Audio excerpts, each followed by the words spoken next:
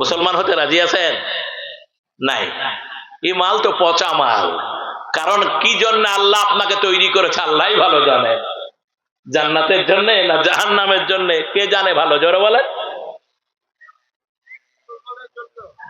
ফলে আমরা মুসলমান হয়ে থাকতে চাই, মুসলমান হয়ে একটার পর একটা বলবো। তো আমাদের ভারতটা 2025 সালে হিন্দু রাষ্ট্র হবে, কেউ আটকাতে পারবে না।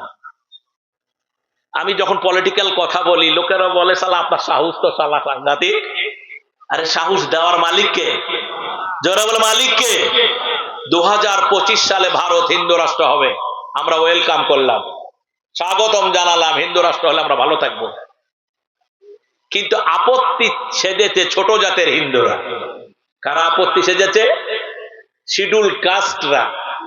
শিডিউল কাস্টরা তারা বলেছে আমরা ওতে রাজি নাই। জোরে বলুন না রে তাকবীর। ফলে আল্লাহ কিভাবে কি যে কি করে, ওয়া মাকারু ওয়া মাকারাল্লাহি ওয়াল্লাহু খায়রুল। ওই আল্লাহ আছে না নাই? যারা আছে না নাই? তো আপনাদের ধৈর্য আছে কি? তাড়াহুড়া করবো না একটু ভালো করে বলবো? হাত উঁচা করে বলো, ভালো করে বলবো না তাড়াহুড়া করবো? ফলে আমার বড় বিপদ। আমরা যেখানেই জালসায় যাই, 24 পরগনায় আমি জালসা করতে গেছি গত সপ্তাহে। 24 পরগনা, বুঝছেন তো? সে জলসা করতে গেছি, যে বাড়িতে আমার খাওয়ার জায়গা হয়েছে, তো সে হাইফাই বাড়ি। ও বাড়ি দেখে আমার মনে হয় জান্নাত তো ফেল করবে না, কিন্তু দুনিয়াতে ওর বাড়ি আমি কম দেখেছি। এত ভালো বাড়ি। খেয়ে বেরিয়ে আসছি, তখন ওই বাড়ির ম্যাডাম, ও মা বোনরা শোনেন, তো বাড়ির ম্যাডামের বয়স 25 থেকে 27 হবে। ম্যাডাম আমাকে বলল আপনি তো খেলেন আর আপনার জালসাটাও শুনলাম, মোটামুটি খুব ভালোই লাগলো, তো আমার একটা দুঃখের কথা আছে, আপনি কি শুনবেন? আমি বললাম দুঃখের কথা শুনবো না, তাড়াতাড়ি বলেন আমি গাড়িতে উঠবো। বলে আমার একটা তাবিজ দিবেন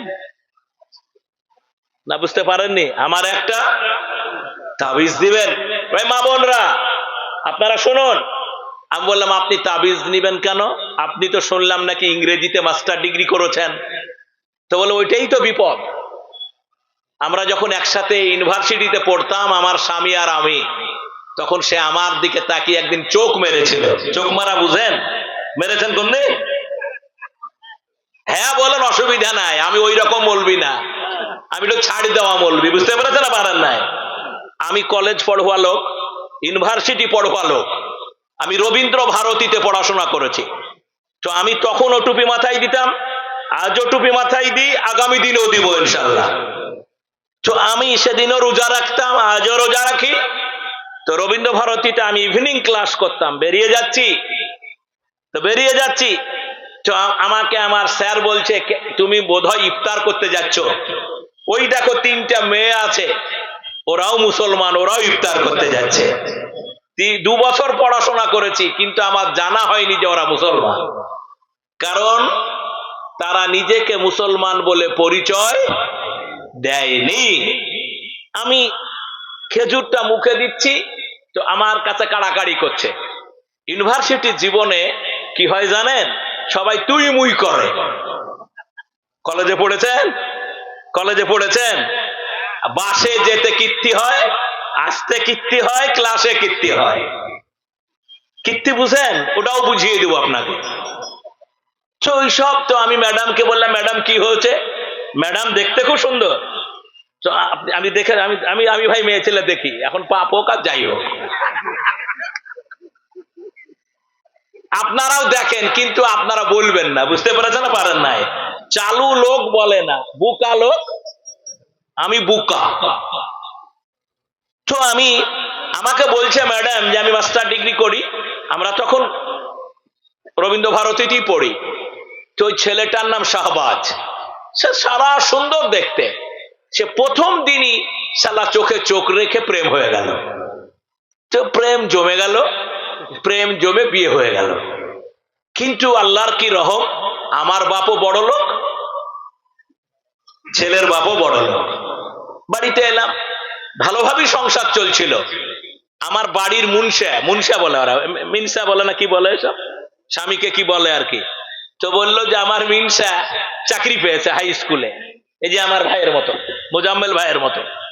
তো ওইখানে একটা ম্যাডামও চাকরি পেয়েছে, এখন ম্যাডামের সাথে চোকাচোকি হচ্ছে, বাড়িতে এসে আমাকে আর ভালো লাগে না, ঝামেলা শুরু হয়েছে।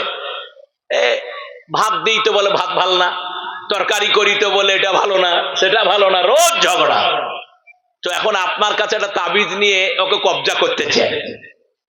কি করে কবজা করবেন? তাবিজটা পানিতে ধোয়াবো আর ওকে খাওয়াবো। তাহলে আপনাকে ফতুয়া কে দিয়েছে? বলে মৌলবীরা বলে। আমি বলে ওই রকম দামি মৌলবী আমি নই। আপনি যদি সত্যিই স্বামীর সাথে সম্পর্ক ওকে করতে চান, তাহলে আমি বাড়ি যাব, আপনি আমারে ফোন করবেন, আপনার আমি একটা ফর্মুলা বলবো, সেই ফর্মুলা মেনে চললে স্বামী স্ত্রীর বনিবনাত হয়ে যাবে। 7 দিন পরে ফোন করলো, ফর্মুলা বলে দিলাম। 20 দিন পরে ফোন করে বলছে আলহামদুলিল্লাহ কাজ হয়ে গেছে। পৃথিবীতে কোরআন শরীফের নাম হচ্ছে শেফা। কি নাম বলে? জোরে বলে। এতে সমস্ত রকমের রোগের ঔষধ আছে, আপনারা চিন্তা করবেন না। এই আগামী দিনের পৃথিবীতে যারাই ইসলাম নিভাতে চেয়েছে তারা সারেন্ডার করেছে। আমেরিকা সারেন্ডার অলরেডি করে দিয়েছে, আলহামদুলিল্লাহ বলে। শুনতে রাজি আছেন? ইনশাল্লাহ সব শুনে যান, কাজ হোক আর না হোক শুনে যান, জীবনে আপনার অনেক লাভ হবে, বলুন ইনশাআল্লাহ। এই কটা ছেলে কি কোরআনের হাফেজ তো নাকি? জোরে বল, হাফেজ তো। এই ছেলে, এই মাল,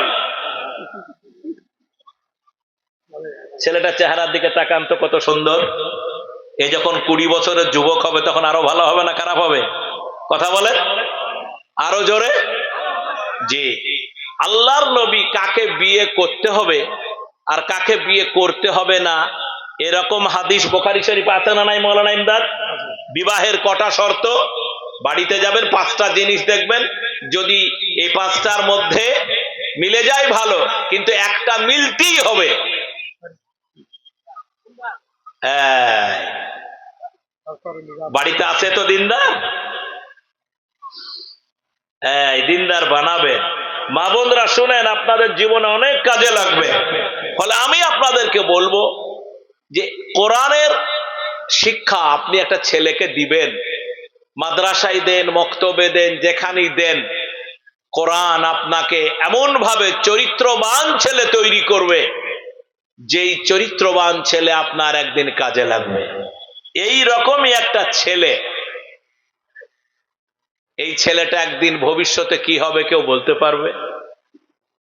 এ মৌলানা হবে, মুফতি হবে, আরো কত বড় হতে পারে, কেউ বলতে পারবে? জোরে বলে পারবে? এই রকমই একটা ছেলে একটা গ্রামের মসজিদের ইমামতি পেয়েছে। মাদ্রাসায় যারা পড়ে তারা কি পায়? ইমামতি ছাড়া আর কিছু পায়? মাদ্রাসা 5,000 বেতন নেই, 3,000, তাও কমিটি এমন করে কায়দা করে যেন হচ্ছে ওর বাপের টাকা। লোকেরা টাকা দেয় আর ও আবার দিতে গিয়ে কঞ্জুসি করে। আলেমরা কত কষ্টের জীবন যাপন করে আপনি জানেন না।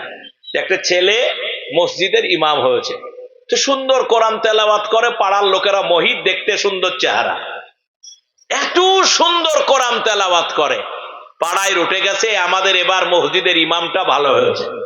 সব বাড়িতে খাওয়া দাওয়া করায় দিয়ে, ওই পাড়াতে একটা বড় লোকের বাড়ি আছে। একটা পাড়াতে 2-4টা বড় লোক থাকে না? থাকে না? খুব বড় লোক, হাইফাই বড় লোক। তার 2টো ছেলে, একটা মেয়ে আর একটা বেটা ছেলে। ওই মসজিদের ওই বেটা ছেলেটা সেক্রেটারি, মেয়েটা একদমই, আপনি মালদা শহরের কথা বলছি, মালদা টাউনে পড়াশোনা করে। মালদা টাউন থেকে পড়ে বাড়ি গেছে, গ্রামের নাম বলে দিচ্ছি, চিনতে পারবে ইনশাল্লাহ। খুব বড় লোকের মেয়ে, বাড়ি গেছে। বাড়ি গিয়ে ওর দাদাকে বলেছে, দাদা শুনলাম নাকি আমাদের মসজিদে একজন ভালো হাফেজে কোরআন এসেছে, সে নাকি সুন্দর কোরআন তেলাওয়াত করে, দেখতে নাকি খুব সুন্দর, তো আমাদের বাড়ি দাওয়াত দাও না? তো বললে, হ্যাঁ দাওয়াত দেওয়া যায়, কিন্তু আমাদের বাড়িতে পালি পড়বে আরো 1 মাস পরে। পালি বুঝেন? আপনাদের দিকে পালি টালি আছে? জি, জোরে বলা আছে। এখনো মৌলবী সাহেবদেরকে লোকের বাড়ি খেতে হয়। যারা লোকের বাড়ি খায় তাহারে কোনো দাম থাকে নাকি বে? এখনো এই জায়গিরদারি সিস্টেম তুলতে হবে। সম্মানিত সুধী মণ্ডলী, এবার ওর বাড়িতে দাওয়াত দিয়েছে, মৌলবি খেতে এসেছে এইরকম ছেলেটা। খেতে এসে ওই মহিলা, মেয়েটার নাম হাফিজা, কি নাম বললাম, বহুদূর মালদা টাউনে বাড়ি, আপনাকে আমি অ্যাড্রেস দেবো, দেখে আসবেন কালকে গিয়ে। তো হাফিজা ওর দাদাকে বলছে, দাদা এই মৌলানাটাকে আমাদের বাড়িতে দাওয়াত দাও। দাওয়াত খেতে এসেছে, দাওয়াত খেতে এসে থালার তলে 5,000 টাকা রেখে দিয়েছে। ওরা ঘরের মধ্যে আছে, মৌলভী সাহেবকে মুখ দেখাবে না, বুঝতে পারছে না, পারেন নাই। মৌলানা মহিলারা আর যাই করুক, আজান শুনলে একটু মাথায় কাপড় দেয়, আর মৌলানা দেখলে একটু পর্দা করে, অন্যদিকে বালাই নাই। এই ভালো গুণের জন্য মহিলারা জান্নাত পাবে। শুধু একটা হাদিসই শোনায় মেয়েরা বেশি জাহান্নামে যাবে, কিন্তু এটা শোনায় না যে মেয়েরা বেশি জান্নাতে যাবে।